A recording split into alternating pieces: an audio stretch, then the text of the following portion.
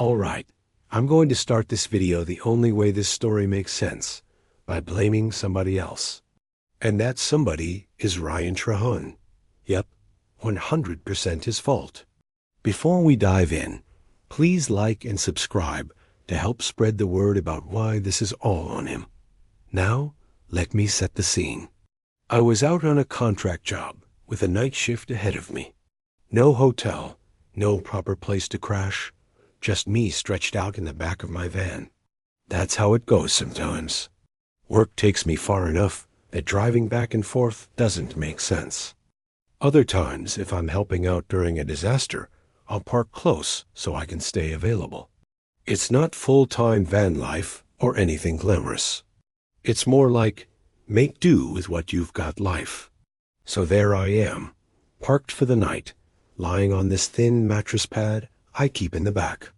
The Texas heat is absolutely punishing. The windows are down, but there's no breeze. Not even the pity of a gust of wind. I'm stuck marinating in my own sweat, thinking, this is ridiculous. You ever try to sleep in that kind of heat? It's not sleep, it's survival mode. You toss, you flip the pillow, you try every angle, and none of it matters. You're still slow cooking like a rotisserie chicken nobody ordered. I knew I needed rest. I had hours of work ahead of me.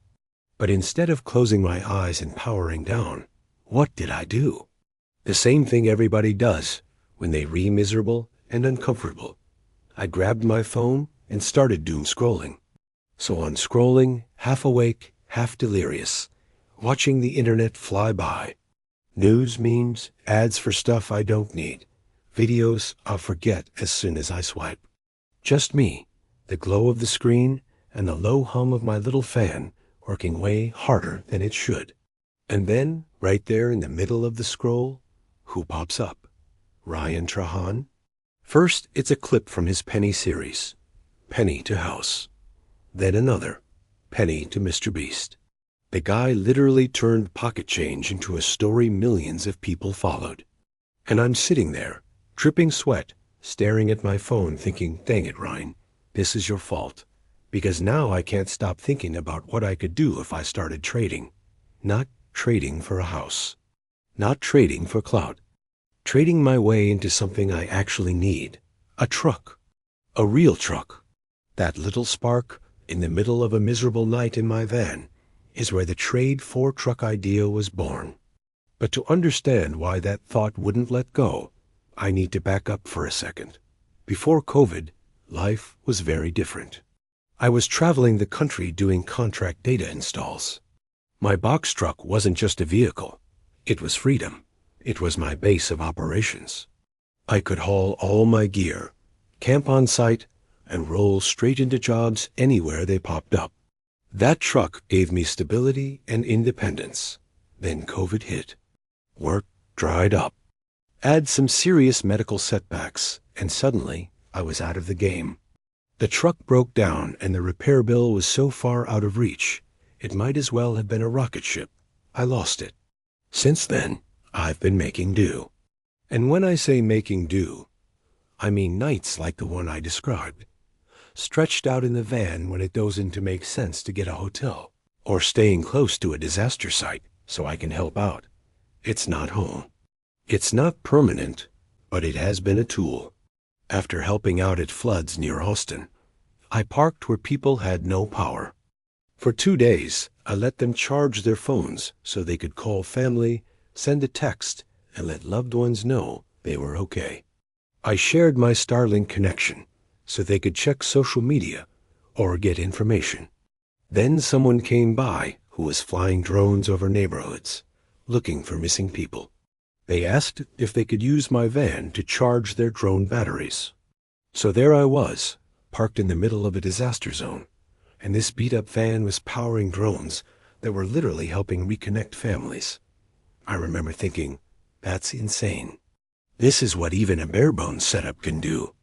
200 watts of solar, about 300 amp-hours of batteries, and Starlink. And suddenly, this little van mattered. That's when the thought hit me hard. If this van, with all of its limits, can help in moments like that, Imagine what I could do with a proper box truck again. That's when the switch flipped. I knew I needed another box truck, and I was going to find a way to get one. I just didn't know how yet. Fast forward about 2 weeks. I'm sweating in the van, doom scrolling, and watching Ryan Trahan turn a penny into an adventure. That's when I decided, no more just scraping by and complaining about it. I'm going to move. I'm going to build. And originally, the way I decided to do it was simple. One trade at a time. So I started trading. The first step in this whole crazy idea was a DJ setup. That was my starting point. I traded it away and landed my first real move forward. Then I ended up with a beast of a subwoofer. A Kicker 4.8 TRTP 102, brand new, worth around $400. It thumps. The kind of sub that makes neighbors hate you. That was supposed to be the next step in the trade chain. And that's where the original Trade 4 Truck Challenge really began. But here's the honest update, where it all stands now. The trade challenge is on pause. Trades are slow, and visibility is hard. People kept offering cash for the sub, and with big unexpected expenses hitting, I eventually had to sell the gear for cash just to stay afloat. I didn't want to, but survival won. So for the moment, the trade chain is temporarily stopped. The dream isn't gone. The idea isn't dead. I still want to trade my way into a box truck one day. But I've learned I need more visibility, more community, and more momentum to make that work. When the audience is big enough, and the traction is there, I will bring the trading challenge back, stronger and smarter. In the meantime, I'm shifting how I move toward the same goal. The mission didn't change, but the strategy did. I'm still working toward a 14 to 16 feet box truck. Street legal, reliable, ideally diesel. If I can get a pass-through cab, that's huge. If I can get a liftgate, that's jackpot territory, not just for hauling gear, but as a dry platform where people can sit while charging their phones, or a place where volunteers can set up equipment during recovery efforts. The vision is still a rolling support unit. Starlink internet beaming Wi-Fi where cell towers are down. Outlets for phones, laptops, and even drones. Solar and batteries to keep it all running. A safe space where people can sit, breathe, and know they're not alone in the chaos. That part of the dream hasn't changed at all. What has changed is how I'm trying to fund it. Rebrand and new focus. The project used to live under the name Trade 4 Truck. Now I'm shifting into new branding that matches where my content is heading. Bad at flirting on YouTube Shocksting on Kick.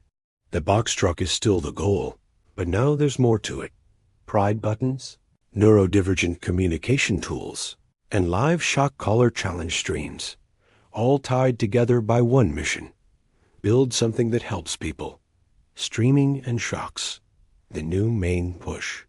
Right now, the main way I am trying to raise money for the truck is through live streaming on Kick and Twitch with a shock collar strapped to my arm. If people want to support the mission, they can literally shock me with tips in real time. It's chaotic, it's ridiculous, it's pretty funny, and honestly, it might be a faster path to that truck than trades were at this stage. Patreon and charity plans. On hold, not gone. Originally, I built out a whole Patreon system tied to charity. Tiers that sent a portion to causes like LGBTQ support, autism advocacy, veteran groups, animal rescues, and disaster relief. I even planned spin-wheel charity picks so the community could help decide where the money went. I still love that idea. I still want to do it. But right now, I'm not great at getting visibility on Patreon, and I don't want to overpromise. So Patreon is still active, but it's not the main focus at the moment. Those charity wheel plans are something I hope to bring back when the community is bigger and everything has more traction. For now, the priority is simple. Grow the audience. Build the community. Raise funds through streaming, content, and small projects like the Pride and ND buttons. When the community is strong enough, then we bring the charity mechanics and trade challenge roaring back. Where you come in. I don't have Ryan Trahan's production value. No fancy cameras. No podcast mic. No editing team cutting to epic drone shots. It's just me, my wheezy old laptop that sounds like a jet engine when I open too many tabs, and a whole lot of stubborn willpower. But the flip side is this. What I do have is you, whoever is watching this. If you're here, you're not just an audience member. You're part of the story. Every like, every share, every comment, every follow on Bad at Flirting or Shocksting nudges this thing forward. Down the road, when the trading challenge comes back. When the box truck finally rolls into a disaster zone with Starlink online, outlets buzzing, drones charging, maybe even parked next to something like Operation BBQ Relief, handing out hot meals. I want you to be able to look at that scene and say, yeah, I was part of that from the start. So here's what I'm asking. If you want to help, like, comment, and subscribe here on YouTube. If you want to join the chaos, follow Shocksting on Kick and catch a Shock Collar stream. If you want to support monthly, Patreon is still there, just not the main push right now. Share this with someone who likes stubborn projects, underdog stories, or wild ideas that might actually work. Because this isn't just my story, it's ours.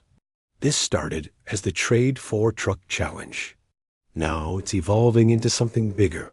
And one day, when that truck is finally built, rolling into storms and flood zones, Wi-Fi on, outlets humming, I want you to be able to point at it and say, I helped make that happen. Oh, and if you made it this far, definitely go check out Ryan Trahan's channel. After all, this is kind of his fault.